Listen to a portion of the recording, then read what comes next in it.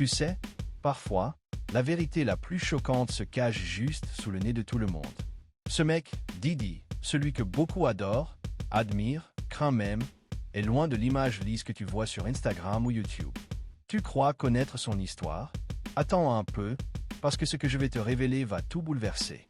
Ce gars, c'est le même qui, à une époque, manquait tellement de respect à sa propre mère que ça en devenait hallucinant.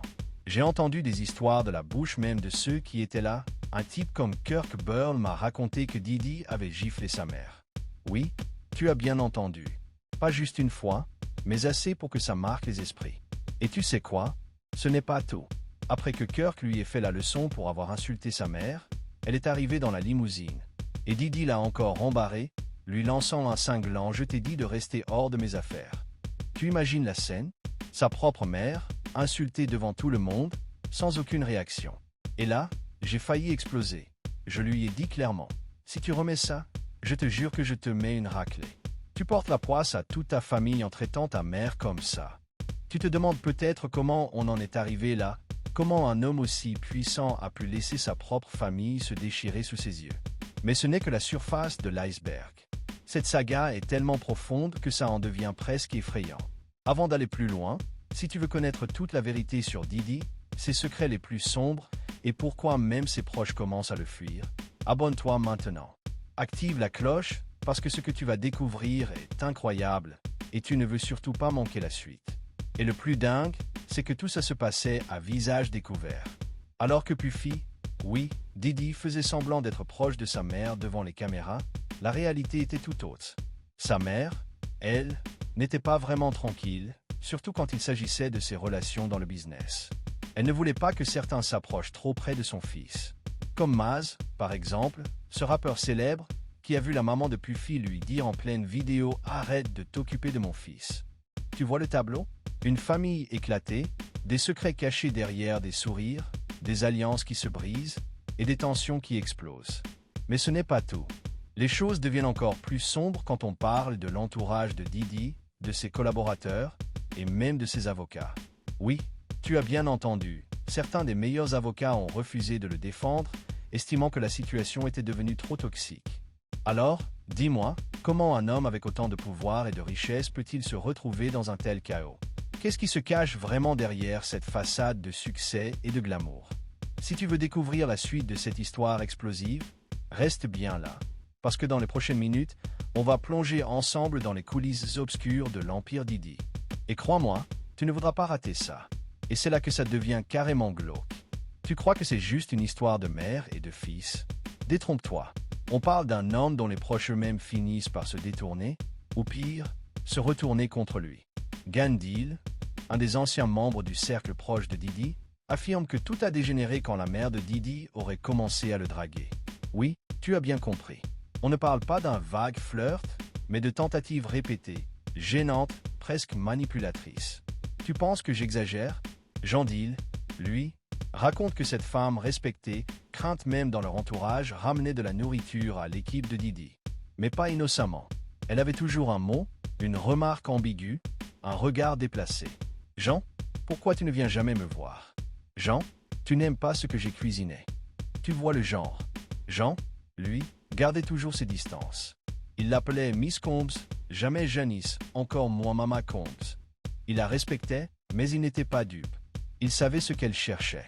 Et c'est à ce moment-là que la tension a commencé à monter. Parce qu'il refusait de rentrer dans son jeu.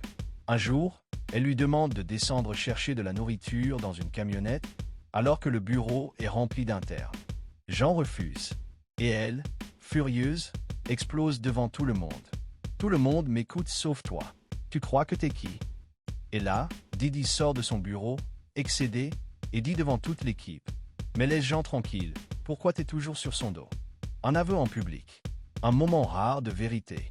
Et à partir de là, tout a changé. Si t'es encore là, c'est que t'es accroché. Et crois-moi, la suite est encore plus folle. Alors pense à t'abonner maintenant si ce n'est pas déjà fait, parce qu'on est en train de déballer ce que personne n'a jamais osé dire à voix haute. Après ça, Jean commence à être mis sur la touche. Petit à petit, Didi commence à appeler un autre mec, Stretch, un gars du même quartier que Jean, mais ancien flic, pour le remplacer à certaines occasions. C'était la fin d'une époque. le début d'une fracture irréparable. Et le plus faux, tout ça à cause d'une guerre d'ego et de désirs non partagés. Mais l'histoire ne s'arrête pas là.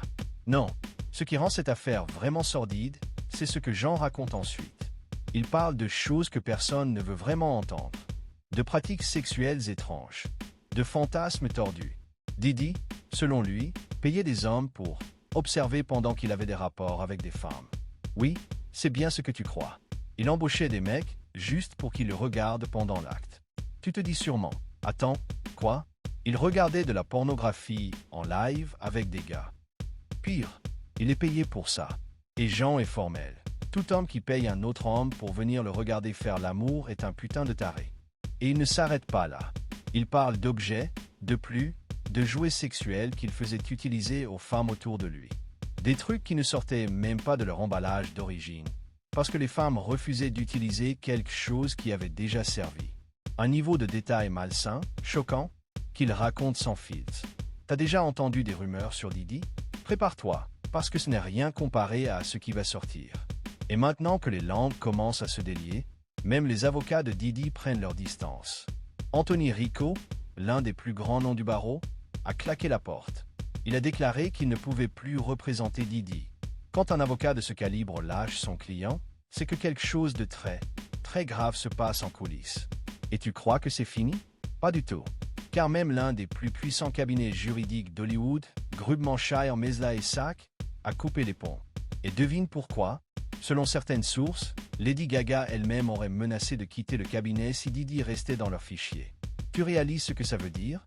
On parle d'un homme qui, pendant plus de 20 ans, a travaillé avec ses avocats. Et là, en quelques jours, il le laisse tomber.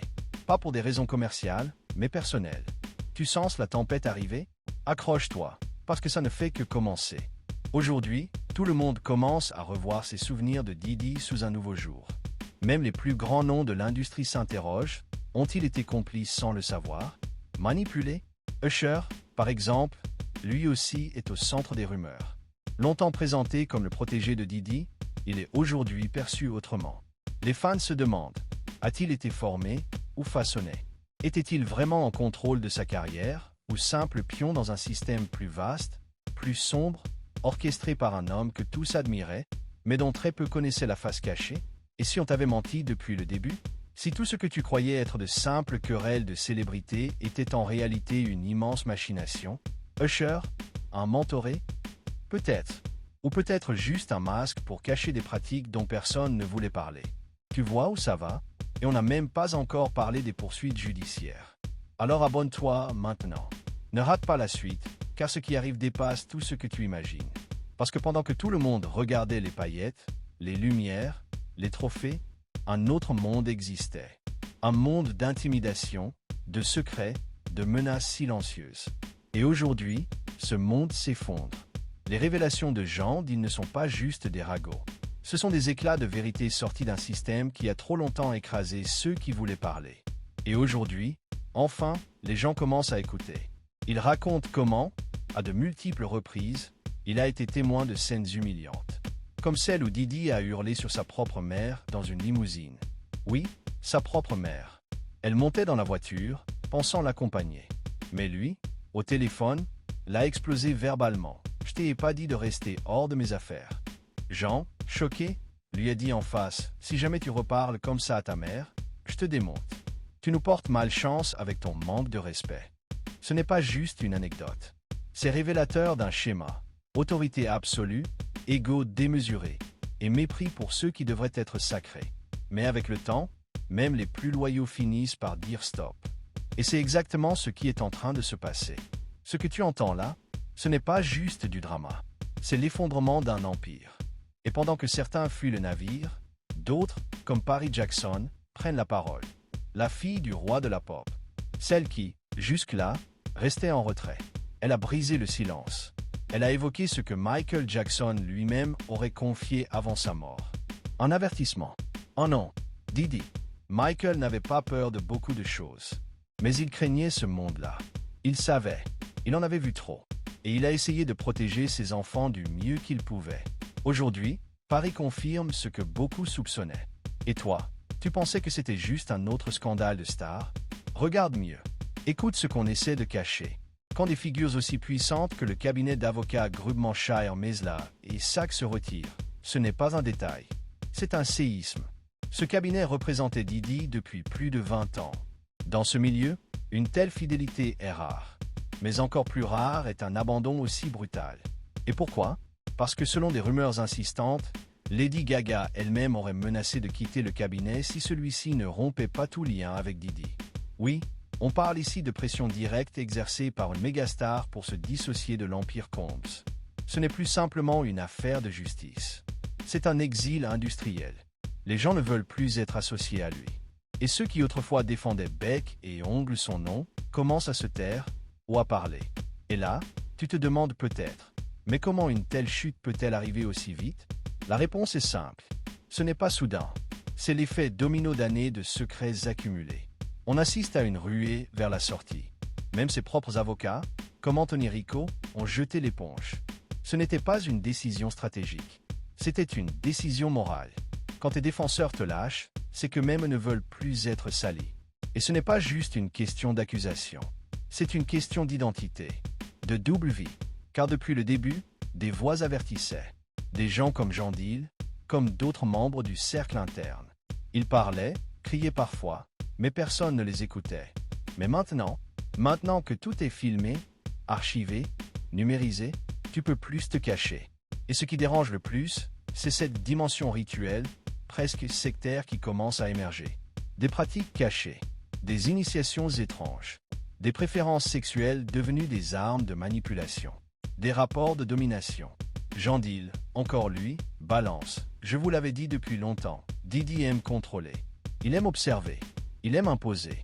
Et parfois, ça allait bien au-delà de ce que vous pouvez imaginer. Il raconte que Didi payait certains hommes pour venir le regarder pendant des actes sexuels. Pas participer. Regarder. Comme s'il se nourrissait de cette position de voyeurisme dominant. Comme s'il testait les limites de chacun. Et ceux qui posaient des questions, écartés, éloignés, menacés. Alors abonne-toi tout de suite si tu veux la suite, car la fin va te renverser. On approche du point de rupture. Des noms commencent à circuler. Des artistes qu'on pensait protégés deviennent aujourd'hui des victimes présumées. Des collaborateurs proches comme Usher, jadis flattés d'être encadrés par Didi, apparaissent aujourd'hui sous un nouveau jour. Et puis il y a ce témoignage encore plus troublant. Jean Deal affirme que la mère de Didi elle-même aurait tenté de le séduire. Oui, tu as bien lu. Un jour, elle monte au bureau, comme souvent, apporte de la nourriture, et demande à Jean d'aller la chercher dans le camion. En soi, rien d'anormal. Mais ce jour-là, Jean dit non. Il refuse. Et elle s'énerve. Devant tout le monde. Parce que Jean est l'un des rares à ne pas céder. À ne pas se soumettre. Et ça, dans l'univers Combs, c'est impardonnable. Puis sort de son bureau, agacé, et crie « Laisse Jean tranquille ». À partir de là, tout a changé. Didi commence à le remplacer. L'écarter. Lentement. Froidement. C'est ce que fait un système qui sent que tu vas trop parler. Alors imagine un instant. Si Michael Jackson avait réellement mis en garde sa fille contre Didi. Si cette méfiance avait un fond de vérité. Et si aujourd'hui, tout ce qu'on voit n'était que la surface d'un abîme, Paris Jackson a peut-être révélé le dernier avertissement de son père. Un an, un conseil, une peur. Et maintenant que tout explose, on comprend mieux. Mais l'histoire ne s'arrête pas là. Parce qu'après ce que tu vas entendre dans la dernière partie, tu ne verras plus jamais la scène musicale américaine de la même manière. Tu veux savoir ce que Didi a vraiment caché pendant toutes ces années? Tu veux entendre les confessions qui n'auraient jamais dû sortir? Reste avec moi. On a parlé des avocats. On a parlé des artistes. Mais il reste les victimes silencieuses. Celles qu'on n'a jamais vues à la caméra. Celles dont le nom ne fait pas la une, mais qui ont vécu l'envers du décor. Parmi elles, plusieurs anciens employés, danseuses, compositeurs fantômes. Tous racontent des histoires qui se ressemblent étrangement. Des fêtes hors de contrôle, des invitations où dire non n'était pas une option, des chambres verrouillées, des contrats signés sous pression. Et au centre de tout ça, toujours le même homme. Sean Diddy Combs. Ce n'est plus juste une question de musique ou d'argent. C'est un système. Un empire basé sur la manipulation psychologique, le chantage émotionnel, et parfois, pire encore. Un témoin anonyme, ex-assistante dans un des bureaux privés de Didi, a raconté. Quand il voulait quelque chose, il ne demandait pas. Il exigeait. Et si tu résistais, il t'éloignait. Il trouvait toujours un moyen. T'avais l'impression d'être choisi, jusqu'à ce que tu comprennes que t'étais piégé. Elle dit avoir vu des vidéos de surveillance que personne n'aurait jamais dû voir. Des enregistrements privés, intimes, utilisés pour contrôler, pour faire taire, pour garder les gens à leur place. Et quand tu vois la liste des gens qui se détournent de lui aujourd'hui, tu comprends que le barrage a cédé. Même Usher, l'un de ses protégés les plus proches, commence à être vu autrement. Les fans s'interrogent, était-il complice ou victime? Était-il l'ambassadeur d'un piège plus grand? Car une chose est sûre, le public veut la vérité. Et plus les langues se délient, plus l'image de Diddy s'effondre. Ce n'est plus un bad boy new-yorkais qui joue au gangster. C'est un homme que tout un système a couvert pendant des décennies. Mais voilà, les réseaux sociaux ont changé la donne. Avant, tout pouvait être effacé, manipulé, contrôlé. Aujourd'hui, chaque mot, chaque témoignage, chaque vidéo reste, se propage, s'ancre. Alors, pose-toi cette question. Pourquoi maintenant? Pourquoi tout éclate en même temps? Pourquoi Paris Jackson, fille d'un des artistes les plus secrets de l'histoire, sort aujourd'hui du silence avec un avertissement aussi direct? Pourquoi les avocats fuient? Les firmes coupent les ponts? Pourquoi l'industrie ferme les yeux depuis 25 ans? La réponse tient en une phrase. Parce que la vérité ne reste jamais enterrée. Et quand elle remonte, elle emporte tout avec elle. Les carrières, les réputations, les empires, même ceux de Diddy. Si t'es toujours là, c'est que cette histoire t'a pris aux tripes. Alors abonne-toi maintenant. Parce que dans les prochaines vidéos, on va plonger encore plus profondément dans les coulisses du pouvoir, de la célébrité et de la corruption à l'américaine. Ici, on ne fait pas que raconter des histoires. On ouvre les yeux. Et crois-moi, ce que tu vas découvrir ensuite va encore plus te retourner. À très vite.